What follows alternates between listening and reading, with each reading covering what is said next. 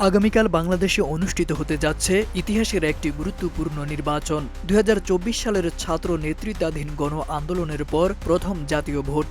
আন্তর্জাতিক গণমাধ্যমের প্রতিবেদনে এই ভোটকে গণতন্ত্রের পরীক্ষার মুহূর্ত হিসেবে বর্ণনা করা হয়েছে। ব্রিটিশ বার্তা সংস্থা রয়টার্স জানায়, নির্বাচনের সঙ্গে একটি গণভোটও অনুষ্ঠিত হচ্ছে। এই গণভোটে প্রধানমন্ত্রীদের মেয়াদসীমা, বিচার বিভাগের স্বাধীনতা এবং কয়েকটি বড় রাজনৈতিক সংস্কারের বিষয় অন্তর্ভুক্ত রয়েছে। মার্কিন বার্তা সংস্থা অ্যাসোসিয়েটেড প্রেস এপি এর প্রতিবেদনে বলা হয়েছে, ভোটের ফল বাংলাদেশের গণতন্ত্র পুনঃপ্রতিষ্ঠার দিক নির্দেশ করবে। নির্বাচনে বিএনপি এবং জামায়াতে ইসলামী নেতৃত্বাধীন জোট প্রধান প্রতিদ্বন্দ্বী হিসেবে বিবেচিত হচ্ছে।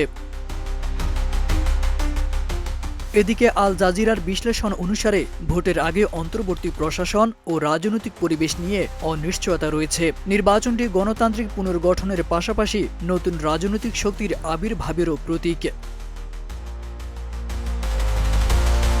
বিশ্ব গণমাধ্যমের প্রতিবেদনগুলো থেকে এটি স্পষ্ট হচ্ছে, বাংলাদেশের এই নির্বাচন দেশের রাজনৈতিক ভবিষ্যৎ ও গণতন্ত্র পুনঃপ্রতিষ্ঠার সহায়ক হবে। এখন দেখার বিষয়, কোন দিকে যাচ্ছে বাংলাদেশের গণতন্ত্র এবং জাতীয় সংসদ নির্বাচন। তারেক আজিজ খান, প্রজন্ম ২৪।